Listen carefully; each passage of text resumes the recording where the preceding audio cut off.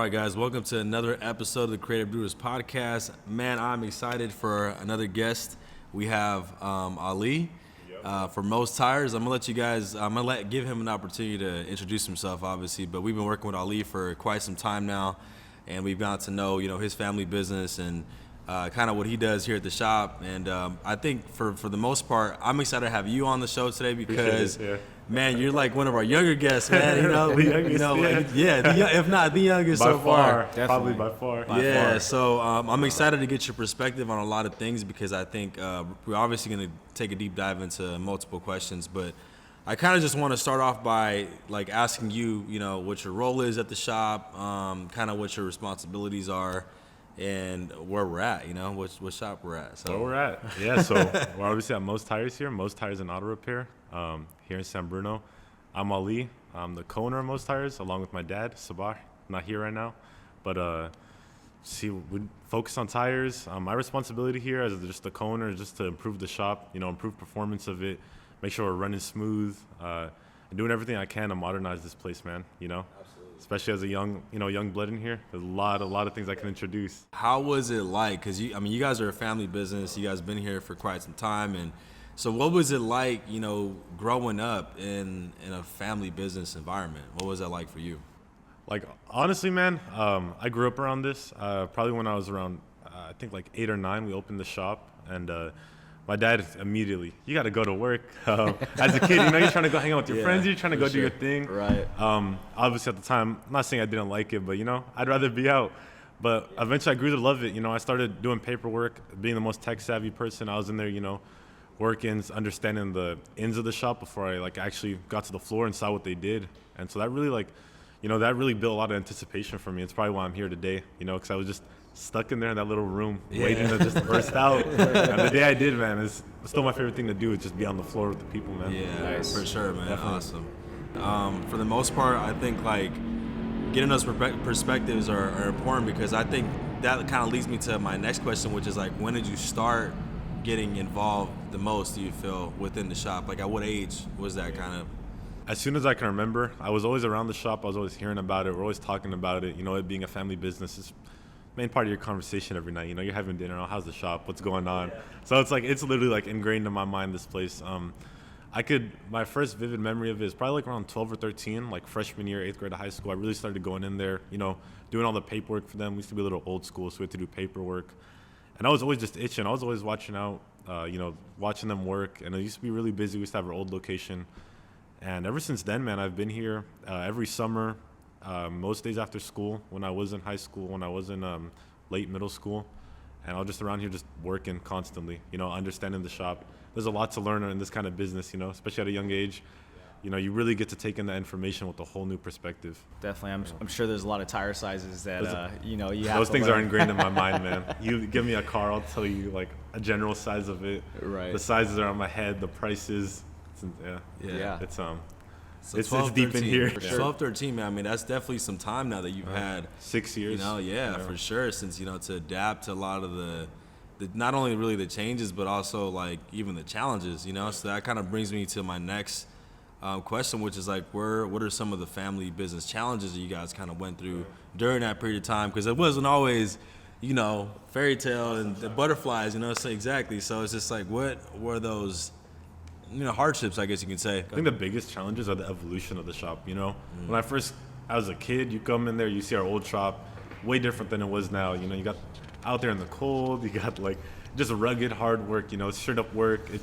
It's old school. You look at it, and watching the shop evolve into a more professional, more work-oriented, more friendly, more clean environment, it's been insane. And it's really I think the biggest thing at the end of the day is family. It's mainly me and my dad.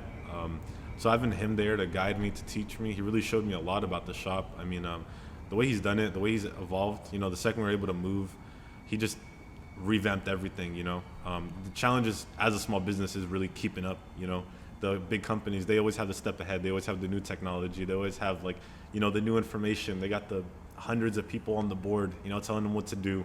So when you're a small business, you're on your own in a way, even if you got family, you're just a group of people without hundreds of people advising what to do, getting paid thousands of dollars a year, a month. So that's the biggest challenge, just being able to trust yourself, being able to trust what you want to do, that's definitely one of the hardest things. I mean, Awesome. what else? Like, that's really, that's mainly it. That's the biggest challenge we Yeah. faced. And, Cool. you know, going through those ups and downs, like, days are slow. You know, when you have a slow day, it could be detrimental to a shop like us. You know, you have a slow day, slow week, bringing in customers, you know. Why would anyone want to go to a small business? It's kind of hard. Nowadays, it's a little bit different. You know, people really like that. You know, they like that experience, that personal, like, customer experience. They really feel like they can connect with the business. Yeah. But before, you know, people are out here, like, just go to Target, just go to Walmart, just go to, like, you know, those kind of things. You know, you just go there, you automatically, you know. I go to Target all the time. Right. But that's, you know, it's a whole different that's a whole different industry. But when it comes to the automotive industry too, like, opening your business, creating a name for yourself, you know, Yeah. Building the brand. building a brand, building that Yeah. trust with customers, Yeah. especially in that neighborhood. Reputation. That reputation is hard to build, you know. Yeah. Absolutely. And I was a kid at the time, so I really, you know, I didn't have to take a huge part in that, but I saw how hard it was to build that reputation, you know. Yeah. Definitely. Definitely a lot of work, a lot of sacrifices. You know, you gotta squeeze yourself in, you know. Yeah, You gotta absolutely. squeeze, gotta budge. You just gotta break through. It's Keep not fighting. easy. Yeah, Absolutely, always. man. That's great, man. I think for the most part, like what I've come to really see at Moe's here is like you guys' the ability to bring in. I feel like a lot of people feel like your family too, because they feel the family culture here. You know, as soon as Yeah. they get here. I remember it's crazy how I met your pops. You know, and I brought my car in here because I had a flat tire, dude. I had to replace my tires. You know, like it was time for me to get rid of my tires. So I remember that feeling when I first came here, and you know, Mo, you know, your pop, he's just like he's a big teddy bear. You know what I mean? Yeah, He's very inviting. The definition of hospitality. Yeah, exactly, Yeah. man. So Yeah. I think that like, to me, that was like struck me the most. You know, immediately Yeah. I was like, dude, I'm coming back to Moe's. Yeah. You know, like this is where I'm gonna. This is my tire shop. You know, Yeah. immediately as soon as I got here, because of that feeling that I got, and I think that that's kind of even sometimes hard for some shops to nail down because everything's kind of just maybe might be robotic or people are not really motivated to be there, whatever the case is, right? Yeah. But I didn't get 1 ounce of that when I walked into the shop, and that's why I think that you guys really do well. Is like, and that's why your customers come back. You know, Yeah, you It's gotta 'cause that be- family orientedness. You know, that You gotta guys be have. hospitable, man. I Yeah. mean, it's ingrained in our culture, you know. Like, coming from an Arab household, you just always be hospitable to everyone, you know. Gotta be nice, just care for the people, and they care for you back, you know. And this neighborhood, man, without them, like, you know, they love us back, you know. Like, you know, they give you food, they bring you things. It's like, it's, you know, like, Latino's the you same can't- thing. It's the same thing, man. You Yeah. can't ask for anything more. And it's like, you don't do it in hopes of, like, you know, oh, let me get this guy's money. You know, you Yeah, just do it. You do no. it for business. You know, it's like, Exactly. you know, you build a community, you build people, you take care of them, they take care of you. You know, and it's just one big, like, tight knit. You know, especially in a time like this where people are so angsty, so frustrated. You give them like a hospitable experience, and they'll feel good. They'll come out feeling good. You know, Absolutely. and it's man. more than just providing the service. I think it's really just being good. You know, being a good person at the end of the day. That really can Definitely. take someone a long way. You mentioned something about basically, you know, people feeling like, you know, in different situations. Now, obviously with COVID, you know, with COVID happening, you guys took a big step into, you know, kind of rebranding this shop, making it this like the man, because you guys had 2 shops, by the way, just for the audience, so the audience knows. You guys had a second location down the street here, but you guys really consolidated into this one, right? During COVID, and kind of reopened, rebranded, and kind of revamped the business and reopened during a time where it was like the hardest, you know, which is for a lot of people, a lot of businesses. So, like, what was it like opening up during that time period, you know?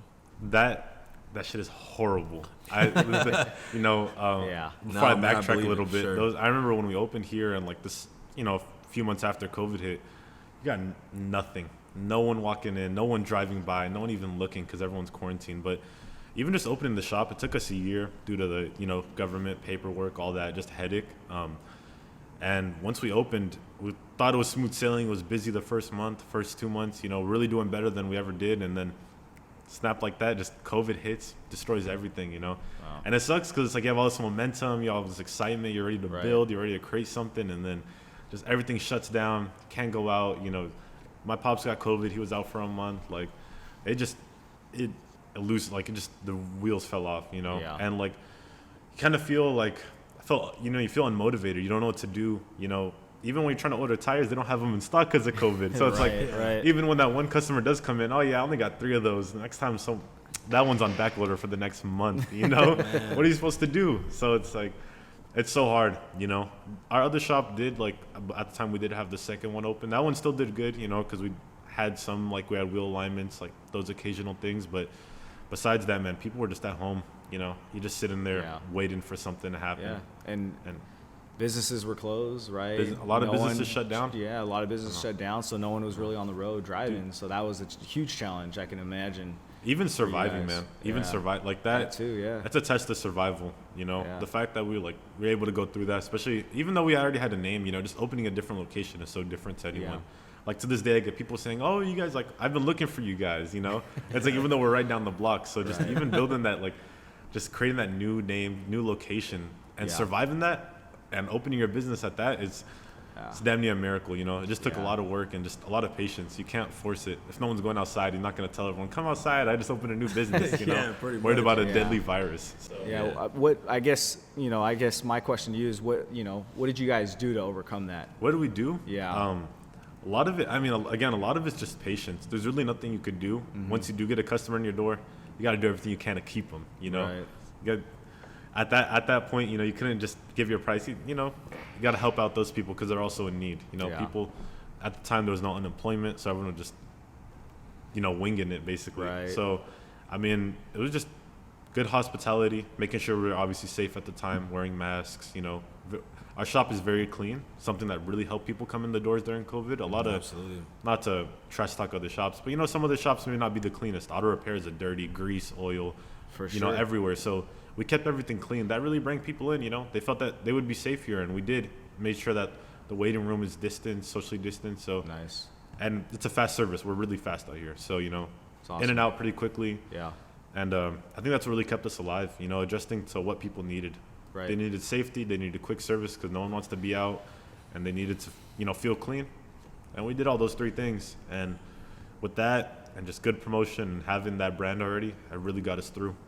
That's awesome. That's phenomenal. And having the inventory too. Having the inventory. You guys hold a lot of tires here. Yeah. Actually, a lot more than some other shops too. You know, 100%. Every tire size basically. Every comp, like you have the two sizes we probably don't carry because they come once in a blue moon. But aside from that, we have every tire size. So you know. Speaking of tire size, I mean, now that things have kind of eased up, how fast is it now to get some tires in hand? It's still tough because again, then you switch to the political aspect of it with China. You know, China used to be the main provider with the past president. You know, tariffs, things like that. Everything switched. You know, Thailand, Taiwan. You know, Thailand specifically. Some made in USA tires, but people are looking for affordable tires at the moment. So that switch from going to China to Thailand was way different. You know, so things are back ordered to this day. We obviously we have them now in stock, but trying to order like those special sizes or trying to just make sure you're constantly stocked up can be hard at times because they'll have periods where they just hundreds of tires and they just sell out instantly and then they don't restock for another month, 2 weeks. So you just, you know. That's definitely challenging. The political aspect of it's a whole different story, you know. For sure. China and USA, that whole issue is. That's a different story. You could go on that for years. Hours. Sure. A lot of shops too. Yeah. Just in general, for supplies, you know. Even auto repair, you know. I've been parts. Oh my god. I've been super bad. Yeah, I've been to places where like even the food industry. Last time I went to a restaurant, they didn't have utensils. They didn't have proper utensils, and it's like I didn't ask them, but they let us know. They're like, just no shipping, like no straws. Like it's insane that we don't have straws, you know. So you relate that back to something as big as a tire, something like as important as a tire. The fact that we didn't have those on hand is, it's a detriment. Absolutely, man. No doubt. And I think also too, I mean, for the most part, I want to also just highlight too, because I feel like you guys, you put that to an importance, making sure you guys have the tires here, and making sure you guys have the inventory to support any client that walks in, because you guys, like you said, you guys have a quick service here. You guys are in and out. You want to take care of every client, and so holding that kind of inventory, I think, is a highlight as a shop. Because obviously some shops want to spend a lot of money in holding inventory because it could be it could mess with your cash flow too. As a business, and so or they don't have the space the space too. Yeah. Exactly. You guys have a huge facility here. So our other shop used to be bigger. This one is much smaller in comparison to our other one, but like I think the main part of our service is you come in, we're gonna get you out the same day, same hour, especially for tires. I've seen world records set here, man. Last time I saw 4 tires set in 15. Last time we were close, 7:45. The guy comes in and out in 15 minutes. 4 tires, obviously done correctly. Hey, everyone listen, take notes. Most tires, baby. And that's part of the appeal. 15 minutes. Yeah, that's part of the appeal, man. You come in, you're not gonna wait. We're not gonna upsell you. We see what you need. If you don't have the money, like we're gonna recommend things, but we're not gonna force you. We're not gonna try, Right. It's part of it. Just gotta. Someone comes in, they know what they're getting. They're not gonna leave with anything like extra, unless their car is like all broken up. That's when all right, Yeah, that's you want to do this, sure. yeah. But if some guy needs brakes, you recommend it. If he doesn't want it, he doesn't want them. You go on with your day. If you need tires, whatever you need, we got it. What differentiates your shop versus some of your competitors in the local area? I mean, think- we've touched on a lot of great things, but I want the people to hear. There's a few things. Okay. Obviously, I think number one is how clean we are. Okay. I get so many compliments every single day on how clean our shop is, how rather than it trying to more focus on like the automotive, like, oh, you're going to walk in, you're going to see cars everywhere in your waiting room. You're relaxed, man. You're chilling. You got the outside seating, like, little garden. People feel safe. They feel clean. They feel comfortable in an area like this, Right. San Bruno's going through a big revamp. If you guys have seen around the area, it's way different than it was 10 years ago. And we're trying to be part of those people who adjust to that, to make it a more hospitable place, So what's number 2? Number 2, how quick we are. We're quick. Okay. We're going to come in. We're going to get you done. It's like we're going to do your service. We're going to do it clean, professional, and right. That's awesome. You're not going to come in. You're not going to like be waiting hours. It's not part of our deal. If you come in, we give you a time, either be done at that time or before that. That's awesome, man. Unless you have an extreme issue, but literally every single time, it's done before. And that's awesome. some people ask me like, oh, like, can you guys get it done today? Of course, we do walk-ins. I think that's part of it. There you go. People come in, and we're not gonna like tell you to wait an appointment. Even if we're booked, we'll get you in. We've taught our guys. We have people with experience also. As a tire shop, other shops don't really hire people with experience because they don't want to pay that wage because of that expense that it could be. But we pay our, you gotta do your job right, and so part of that is getting people with experience. So you have a problem with your car, we know how to fix it. You don't have to be sitting there for hours worried about, oh, like, do they really know what's going on? We know what's going on. Right. That's awesome. That's the most important thing. That's huge. Cool, man. Yeah. Perfect. And most underrated thing is our hospitality. I mean, as you said, it came mainly from my pops. Dude's such a hospital guy. Like, he'll talk your head off, and that's the best part. He'll talk to you, and like he'll tell you crazy stories, and like he'll just keep you interested, and like time will fly. I talk to him all the time. Like, it's 8 o'clock, and next thing I know, it's 11. So people will be like, "Oh, it's done already." I'm like, "Yeah." Like, and I also do that. Make sure I'm talking to my customers. Yeah, absolutely. Because like I'm done talking to them, and like, I see my guys like, "Oh yeah, it's done." They're like, "What? Are you serious?" I'm like, "Yeah, it's done." And they don't even notice that it's been 30, 45 minutes. And you get a good review, you just get, make someone happy. Absolutely. For sure. That's exactly what I felt for sure when Yeah. I got to the shop, man. It's pretty cool that like we met someone like you, do it at just a tire patch, No, I think literally. it really speaks to how it speaks to it. Yeah, for sure. I want to also bring it back too, because I want to definitely talk about a couple of things. Obviously, you being a young entrepreneur, you being young in the family business, but also too a student as well, right? And so you're going to school, and so I think that, I'm putting myself in your shoes a little bit. I didn't go to college. I went for like a semester or two, but I'm just like putting myself in your shoes and trying to juggle that, like trying to juggle between going to school and also helping with the business can sometimes be, it can be a lot, So how do you juggle between those two responsibilities you have within your life? I think the biggest misconception, especially as a college student, I'm still young, but I'm part of the business. I'm not just here. I'm not just working, sitting in the office. I'm actually trying to do things to grow the business, and that's a priority in my life. So school is, as of now, my number one priority. I want to get my education, but juggling that, especially when you have so much passion in school and you have passion here, it's so hard because it's like, at some points you prioritize this, or sometimes I want to prioritize the business because that's my family. That's where my family makes a living. So I'm more worried about that. But at the same time, hey, if I don't get my education, where am I going to be in 5 years? At the end of the day, I'm a human being. I need to have my education. I need to know what's going on. College isn't for everyone. Most people probably don't need college. But in my case, I do want college. I do want a better understanding of, what I'm going to be studying in. And I have to get an education for that. And so absolutely. At times, like, it was hard in high school, for example, man. My grades dipped a little bit because I'd be here, I'd be worried about it, and that also just creates like even more stress. You know, you fall into that loop where it's like, oh man, I gotta be here, and then like whatever, like I'm just like, you know, you gotta skip this homework, and then it just becomes a habit. Right. And even when I'm not Yeah. at work, like I start skipping, like, you know. Yeah. But fast forward, if I go into college, you know, now I'm here in college, and it's like I gotta get my education. College is very serious, but at the same time, I'm growing. Our business is growing, Definitely. and it's like, it's gotta give me a second. I gotta get my words here. Yeah. I mean, you have to just really find a way to like understand that, hey, like it's possible. It takes a lot of Right. work. I definitely Yeah. put more hours than a normal human does, you know, because it's sure. really, it's more than just work. It does take a lot of like mental strain, physical strain to be Oh, here, 100%. to understand here, you know, because you're not just messing around, you know, you're really, this is your, you know, this is my dad's salary, this is my salary, this is where I get my, like, you know, my Right. vacations.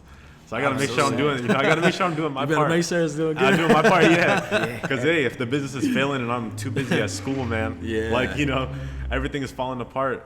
I got Right. I got no apartment. I got no 100%. like no place to stay. You know, I got nothing like that. So Tuition being paid, tuition, you know. It's- if I don't, and at the same time, hey, if I'm not getting my education, it's like, where's the shop gonna be in 5 years? You know, there's a lot to be achieved. My dad didn't really have a formal education. He's achieved a lot, but in my case, and especially in the American government or American business sector of it, you know, education is a stamp of approval to some people. For you sure. know, Right. I'm not saying you need it, but people judge you based off that at times too. You know, Oh, yeah. and so as a business, as someone who wants to be a businessman in the future, I'm trying to get that stamp. You know, just to really like make sure that people know, you know what's up. And Yeah. it brings a lot of education. Yeah.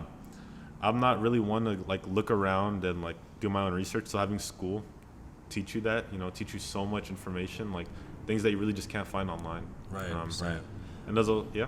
I think a big thing here, like that you just mentioned, is that the ability to, because there's definitely young kids out there right now that are in positions in family businesses, right, where they're juggling school just like you are, you know, and they feel the same way you do, and I feel like it's important for them to hear that they can manage, you know, to there's hope to do both, you know, and there's yeah. hope to be able to dabble a little bit in both, or feel like you feel empowered to still go to school, but also set your boundaries, you know, as a Yeah. young person, to be like, no, this is where I got to dedicate time to this, Exactly. and then this is when I'm coming back to the business to do this, you know. Exactly. And Yeah. so finding that balance is kind of where I think it becomes a challenge for some people, but you know, again, I think you prove that You got- you can definitely do it, and it's manageable if you just prioritize a lot of what your time is looking I like. mean, to this day, I don't really like. I still haven't learned that balance. You know, it's still Right. an It's- experience I was for me. just gonna s- I mean, like, Yeah. I love business. I love going to school. You know, so again, it's like that struggle. So what I always try doing is I try just dedicating focused time. You know, I try creating myself a schedule, an agenda. That every day I got my class at this time. I'll study at this time, and if I'm not gonna dig into my school time at all. If I have to dig into my shop time, that's okay, you know, because I know Right. I can trust, you know. Yeah. And if you're in the position of a family business, there's people you could trust at the end of the day. You know? Definitely. And for other students, you know, just general students who are interning or just working, that's hard, man. Yeah. Especially when you're trying to make a living. I know friends who like they go to school and they got to go work until like that's not easy. So you know, Yeah. for any student out there who's like doing like school and work, like that balance is never gonna be. I really feel like you can't really find it. You got to push yourself Right. beyond your limits. And Yeah. I mean, what do the old heads are like? Yeah, man, you're young, so it's like use it while you still You can got do it. it, you got Right. time. You got it, yeah. So sometimes you got to put in Yeah. those. You really have no choice, you know. Yeah, And it takes dedication, and it's if you want to, you know. Because people, even if you're doing I know people who like, I have friends who are door dashing until 2 a.m. trying to like make their month's rent. You know, it's not a business, but that's still work, you know. Exactly. And so finding that balance, and you're tired, you know. So it's like, it takes a lot of time. You know, you're never Definitely. really gonna find a balance. Definitely. I think it comes down to time management, Time really, management, yeah. is really what it comes down to, right? And prioritizing and the accountability piece, Accountability, right? You know, but yeah, I mean, that's phenomenal. I think at the end of the day, like you said earlier, it's not easy. You just got to find a balance, and you know, being able to do that will essentially, you know, keep you driven. And not only that, you can always, you know, you have family, Yeah, right? family to rely on. Yeah, in my case, I you know. thankfully have family, you know. I Yeah. have my pops, I have, you know, my mom, my sister, like people to rely on, people I could trust and be like, you know, they got it. They could take care of me. They could hold you, you know. For sure. And I'm thankful for that. I know many people don't have that. So Yeah, like that's something I really like, I hold close to my heart, you know. For sure, That like for sure. I could take a day off and I'm okay. Right. You know, so it's really important. And again, Yeah. like manage your time the best you can. We just got to realize, hey, at times just you got to put in those hours. It's not it's gonna be crazy, you know. For sure. Absolutely. Especially when you're working like I've seen in business, man. Things change instantly. It's like Snap of a finger. you could have everything scheduled out for the next month, and something comes in every single time. You know. Yeah. So it's like Very you true. can plan it the best you can, but you have to realize that, hey, this schedule you got is not it's not Always going to gonna be the play same. out. It's always Right. gonna, You're it's always absolutely gonna right. change. Dude. Yeah. You're 100% correct about You that. know? And I think you start to realize that as you really get entrenched into it. You know. Yeah, I mean, Yeah.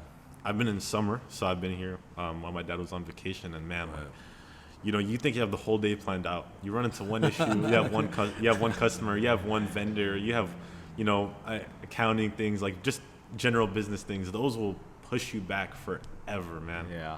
You know, Absolutely. that changes your whole day, and it could change your mood too. You know? Yeah, it changes your mood, the Yeah. course of where, The like, course, even the day we thought was going, you Yeah. know. I 100% understand, dude. Yeah. I know it's exactly.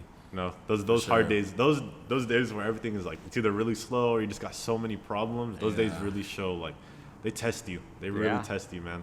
That's Firefighters, man. firefighter, yeah. You just you literally. That's Yeah. definitely thrown out. I know it's like super thrown out a lot, but it's really like if you put it into perspective, it's really kind of how it is, you know. Because Yeah. dealing with that pressure, I think is kind of what what shows your true colors come out. It's like, damn, it's like, what do I gotta do? I gotta make a decision here, you know. Yeah. Well, and you don't even know if that decision might be the best decision, but hey, you're trusting your gut, Yeah. and that's all Yeah. you can do. You know, not to You be know? a cornball, but pressure makes diamonds. You know, so it's Hey, like, you know, There you go. We got some quotes. We got some got quotes some in this quotes, podcast love it. session. Call me Drake, man. Call me Drake. Call me Drake. But no, you just like you really just gotta grind through it. You know, Yeah. I've seen that from my dad. I remember that dude. He used to be up like 16 hours a day, like or 18, 20 hours a day. Like, dude, there's no sleep in that, man. You wake Yeah. up. Some days you just wake up and you just through the whole day focused on one thing and one thing only, and that is your business. You know. Right. Right.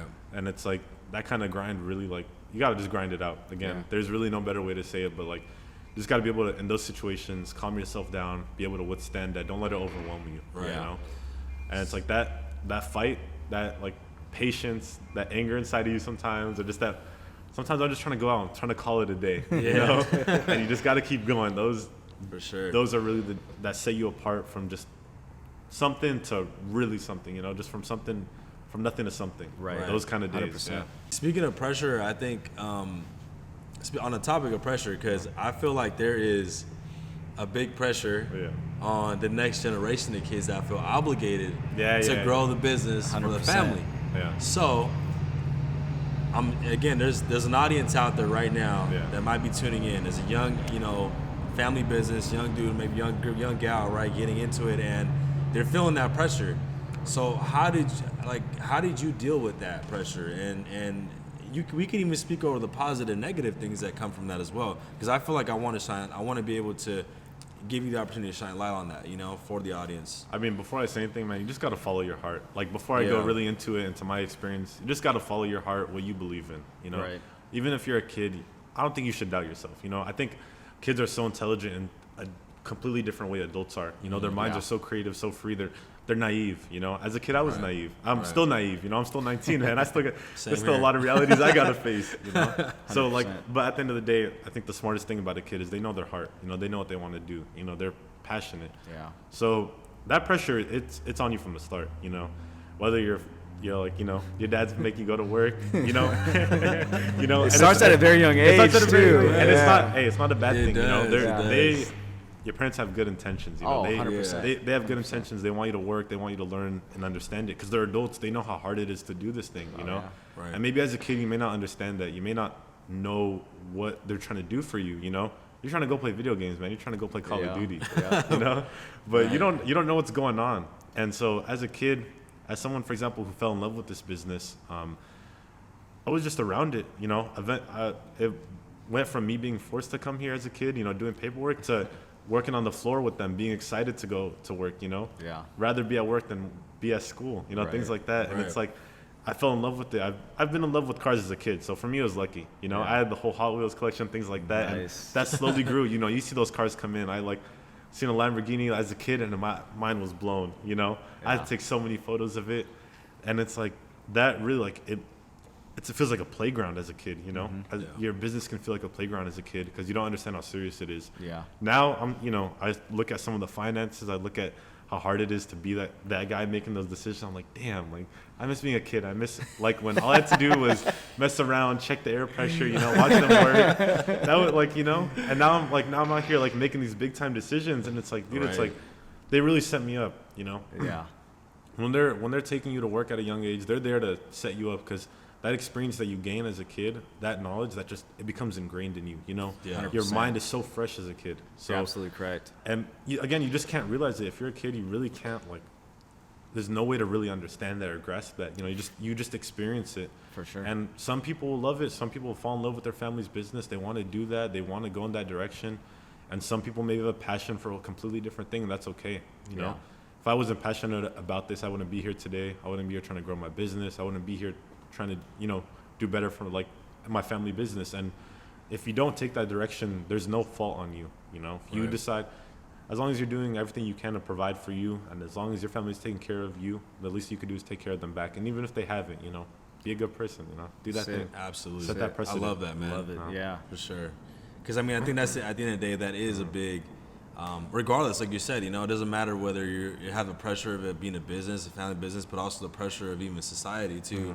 You thinking that this might be the route that you should go into, but you don't necessarily feel that in your heart or feel like that's really going to be you in the future. There's people every day who tell me like, oh, why are you doing that? Go do computer science. Go make your guaranteed 6 figures, things like that. And it's like, I'm not saying that's just not me. That's really not me. That's not my thing, and that's okay if it is someone's thing.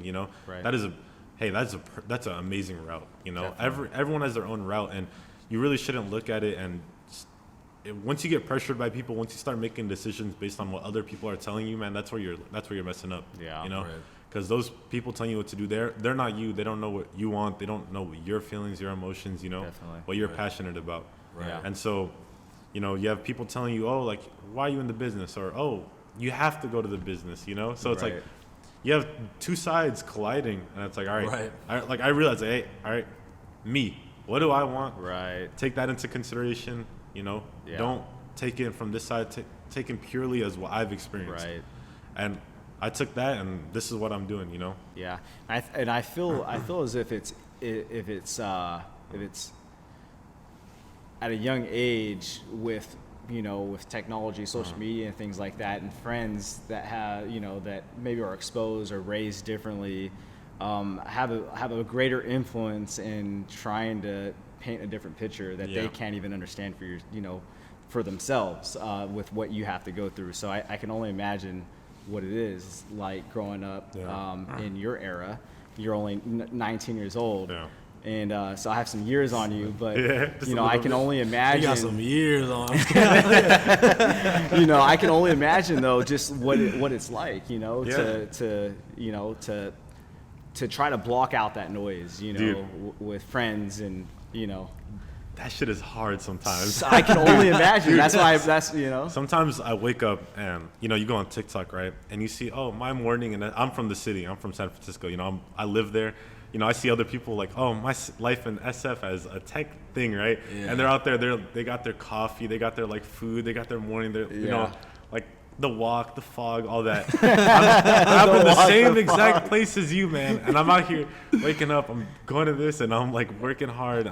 No one's feeding me for free except for my family, Right. But no big corporations feeding me, paying my salary, doing things like that, And it's like, dude, it's like, damn, they got it easy. But at the same time, they had to go to school, they had to get their education. It's like, I don't think it's imposter syndrome is the correct word, but you just question yourself sometimes, man. Yeah, you're like, damn, 100%. I think imposter syndrome is real for 100%. Imposter syndrome I think is real. for sure it's real. And I sometimes I face that. I'm like, damn, right.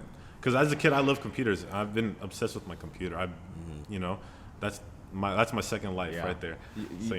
You guys have been spoiled to grow up in that generation. A generation like that, yeah. And I can recall back, and when I was raised, computers were just a square monitor that was black, maybe sometimes green, It did cool things. And snake, But yeah, it could be challenging for sure. And but it sounds like you've been able to navigate through that, and you know, I wouldn't have it any other way. Yeah. I mean, you have a great support system. You know, myself and Carlos have known you for a little bit, and we've kind of watched you kind of run the shop and kind of grow through that process and to where you're at now. And you're still going to school and you're juggling everything as if it's second nature to you, which is it amazes me, you know, because you're surrounded by a lot of distractions in today's world, and so to see you come in and put a smile on your face and it's become second nature to what you're doing, you know, it's awesome. Dude, again, a part of that is my support system, man. Like, sure. I wouldn't be in the direction I'm in now without my dad, for example. You know, the main person in my life who guided me in this direction, given me advice, helped me. You know, my partner, my friends, like those people. Like at the end of the day, they're all going into tech. You know, but none of them have convinced me. They've all been so supportive. They've all, you know, they've all been supportive. They've all been really helpful. They always ask me how I'm doing. You know, that's something just you really can't put a price on that. You know, and going back, like, you know, having someone who wants me to be at the shop, wants me to do this, you know, isn't forcing me to. For sure. You know, my dad, it's like he's been probably the main factor into like why I'm able to do all this. You know, it's awesome. So this is all, man. Guys, I'm excited because we can definitely go on for days about this topic because I think this is great content. But I really want to go on to this particular portion because I feel like what we just mentioned right now, everything you said, the hardships, you know, the things you had to go through. I feel like you've definitely taken this shop to the next level, you know, and with including your ideas, including the kind of the spin that you have, you know, being a young, young person, you just coming into the business and like looking at things differently. What are some things that like changed like the most from or since you've like had more participation in the business and have made some of those decisions? Being that young blood, bringing that young blood is just technology, man. Power technology has nowadays is insane. You know, everything is at the click of a button to you, and those analytics, that information that you can receive that you just never like. A lot of that used to be your eye test. You know, you used to have your eye test, and I have the I would, you know, not to like subtle flex. I think I have the eye test. You know, but having that validation of you know seeing like your computer back up that data and giving you a more detailed aspect of what's going on. Right. You know, real time. Understanding exact numbers, you know, and it also makes you realize, hey, like I don't have to be here all the time. There's a lot of you could trust that, you know, there is a system, not a human, not a personality, a thing that its job to do is to understand and just take in information and to spit it out in a readable way for you, you know, right? And that the power of that, insane, you know, and even to another aspect like the social aspect of it, you know. Before you can only reach a few people, you know. My dad didn't know what Yelp was until someone told him, "Hey, you got 5 stars, like you got 5 stars on Yelp," you know. Like now, Yelp is such a tool. Google is such a tool you can use to get your name out there. You know, advertising, that social aspect of it, the way you can reach your brand to new heights, just with the use, you know, just with someone checking their phone and seeing your ad, it's crazy. Can you name a couple of things like for you, specifically with technology, that has kind of helped revamp the shop for some of maybe the shop owners out there, right? Some of the shop owners that don't think they're ready to adapt because you guys went through a transition phase, right? You guys were like going through like pushing paper still, you know what I mean? And so like what are some things within that transition for you that kind of really help streamline, if not time, you know, just money, whatever it is? Can we touch on that a little bit? I mean, dude, you're a family business. You're in any aspect, there's going to be some party that's old school, you know? At some point, some of that's got to change, you know. That pushing paper, you know, pushing P is not, it's not good. Pushing P ain't good. Pushing P ain't good. You do not want to be pushing P out here. You don't want to be pushing P out of shop. You know? So call you Gunner. That's a good one. You got to realize. We should name the episode that pushing P. Why not to push P? Right. Why pushing P is not good for you, man. Right, dude. It is not. Oh, like man, you know, it's bro. It's cool. It's great. You know, it works. It does the job. You can't say it doesn't do the job. But once you have technology, there's a way to streamline that service. You know. Speaking on a financial aspect of it, it reduces so many hours wasted just with mind-numbing work. You know, the mind-numbing work that a computer could do in seconds for you instantly, that is eliminated. So now your guy who is, or your lady, or your guy, or your person who's doing that work, doing that paperwork that could be, you know, so like time-consuming, is now more focused on growing the business, responding, you know, helping out customers, things like that. Creates more time. you know? Yeah. So definitely like the time that we've gained just using technology and being able to put my mind to other things, or putting our people's mind to focus on more important issues around the shop, you know? Because it's like the worst part was, oh man, we got to do this paperwork. We got to do that, you know? It's time consuming. It's not difficult. It's time consuming. Yeah. Hey, your computer does that for you now, you know? Scan the license plate, scan the person at this point, you know, get their information, invoice, it all gets sent to, you know, whatever it needs to be sent to, and that's it. You're done, you know. That, it's a hassle-free having a computer, you know. What is some advice you give shop owners that are looking to create more content? Because I think that's another thing too, is like, how do we get consistent with creating content? Like, how do we get good at that? So what are some tips that you feel that has kind of helped you out, kind of direct that, or get into custom with actually creating content, or keeping it top of mind? Or what are some tips you have for shop owners? It's hard. As a business owner, you're busy. You're busy all the time. You know, you always got something going on. Like, for example, I tried making videos this week.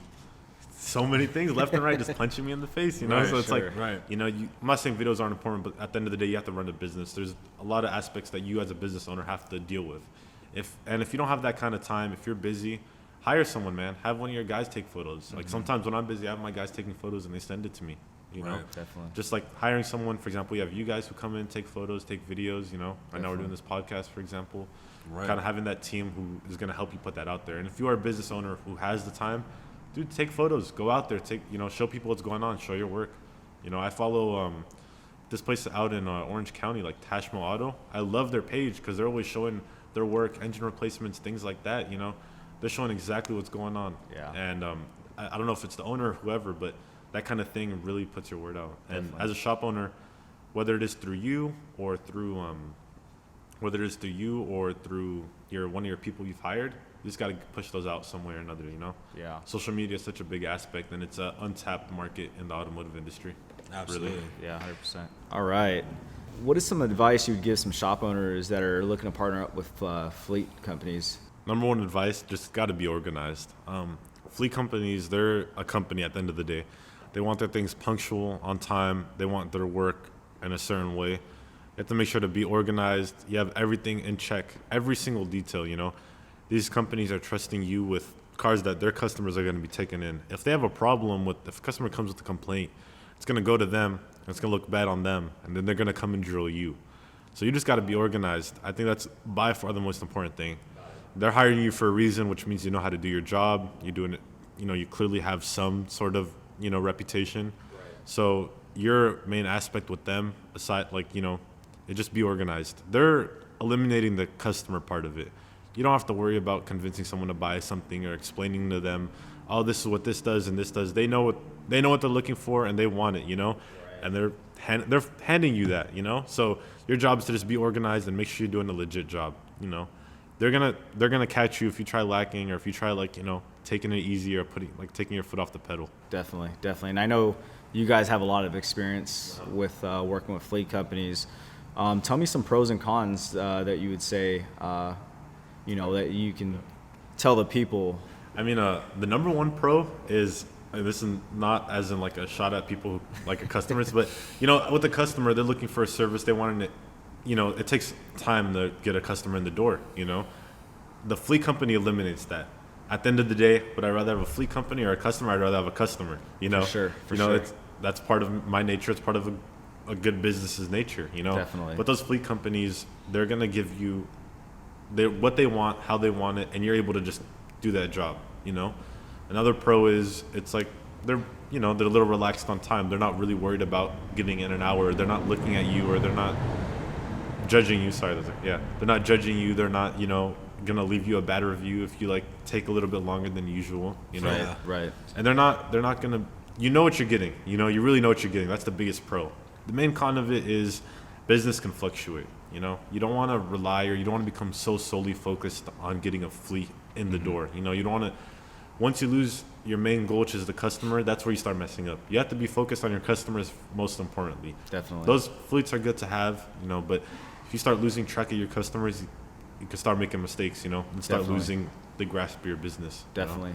And I think if I can understand this correctly, maybe a con could be some fleet companies can tighten up your cash flow. Yeah. And you know, and maybe tighten up some of your inventory that that you have. They're companies, man. They got, you're dealing with some big, you're dealing with monsters, you know? And when they're hungry, they're looking to eat. So you're there, they're ready to eat you up. And it's like you have to you have to kind of save the rations, To them, this whole inventory is just rations, This is like one bite. So you got to make sure that you save that bite for your customers, and you have to understand if you have the finances to even handle that, and to the extent you can handle that, because that can definitely be detrimental to the business too. Again, like I said, those customers are the one who brought you that fleet indirectly. And if you lose those customers, you're gonna lose the fleet too. For sure. So you always customers number one. For sure. Your fleet's important to have. It's good to have. If you don't have it, no problem. Because you have your customers. So absolutely. The con is you could lose track really easily. You could really get lost in the mix. Yeah. Yeah. So I'll take it as make sure you do your due diligence up front before accepting the fleet. Because have the manpower too. And the manpower, absolutely. Have the team, have the inventory. When it speaks to any business, if you overbook a restaurant, or if you you go to get let's say I go get my nails done, for example, right? I'm ready to go get my acrylics. Get my acrylics. My girl wants to get her acrylics done. Get and they're my overbooked. She's gonna be pissed if they're overbooked. Sorry, I got 7. What's it called? Got 7 people from FedEx booked today. Those FedEx people can wait another day to get their acrylics, like that kind of thing. So it's like that's that true. customer That's is a good gonna, perspective, though. It's true. Great perspective. Obviously, that's never gonna happen. Maybe FedEx does do acrylics,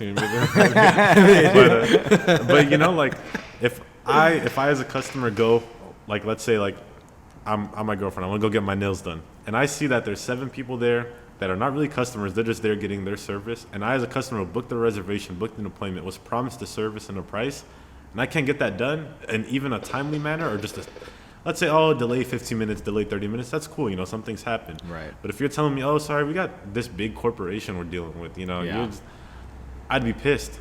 100%. I'd be pissed. So, your customers are what made you, and they're what can break you. Right, true. And it's a relationship. Your customers are the most important thing to you. They're your people. They're your community. The people around you. Definitely. My neighbors are my customers. Yeah, absolutely. So it's treat them. You have to treat them like your neighbors. Treat them like your friends. Treat them like your family. Because if you start prioritizing that big money hungry company, you're wrong. You're looking at the wrong way. 100%. Absolutely. Well, I got one last question for you, man. It's been a great podcast overall, and I think my last question is what's next for Mo's, and what's upcoming for Mo's? What is next? That's all I gotta say. Nah. See, there's a lot. There's a lot coming. Again, I still have my education, but hopefully, once I finish that up, and once I really have, I'm able to dedicate my full time here. There's a lot. We're really gonna be revamping. This is not just a one shop. You're looking to expand. You're looking to grow. You're looking to become something more than what you are right now. My dad always taught me never get comfortable in the position you're at. There's always room to grow. Don't get overly ambitious. Don't jump off a bridge. But understand that there's a way to climb down. There's a way to climb down that bridge. You could build that ladder, make those stairs, and just one step at a time. There's the potential we have here is through the roof. There's no cap, and that is predicated on how us as owners and how us as people, we treat our people, we treat our customers, what we do. And I definitely think we have the potential to take this anywhere. That's awesome, man. Cool. Well, Ali, thank you so much for thank you guys for having me here, man. Yeah, absolutely. Thank you for being part of our podcast today, and thank you for having us here at your beautiful setting here in San Bruno, California. We're in the shop, guys. We're in the shop. I'm wearing the shirt today. I'm wearing the shirt. I'm repping Mo's Tires. You got the Firebird. You got we got the Tesla in the back. Can't forget the Tesla. Not gonna lie, I think that one's more impressive. You see that one less on the road. That's all I gotta say. Right. Yeah. No, but it's been great, man. So again, thank you, your pops too, and your whole family. Obviously, shout out my pops, man. I got a high respect. Shout out Mo. Shout out this Mo. would not be here without him. Mo Tires, San Bruno. You guys come to San Bruno, you'll see Mo around here, man. Say what's up to him. Always. Say what's up to Ali. Yeah, you guys are great. Ali, if you want to tell the people, we'll leave the people with how they can find you, maybe on social media or Mo's Tires. At this point, we are everywhere. My friends have been telling me, man, I see you on Instagram, I see you on Facebook, I see you everywhere. We are everywhere. You search up Most Tires out here in San Bruno. You come to, I know most people are in San Francisco. I've seen the prices out there, man. They're insane. You come out here, take a quick drive. It's a 15-minute drive. It takes you from Haight to Tenderloin. It takes you 30 minutes. So it's nuts. So you come out here, man, we got you. Most Tires, baby. Cool, man. Well, thanks again, bro. Yeah, you guys thank you tune in so to the much. next episode. We'll have some more stuff coming for you guys. But again, I look forward to seeing you guys the next episode of the Creative Doers podcast. Ali, Absolutely. thanks so much. Thank you, man. Appreciate it. Thank you guys for tuning in.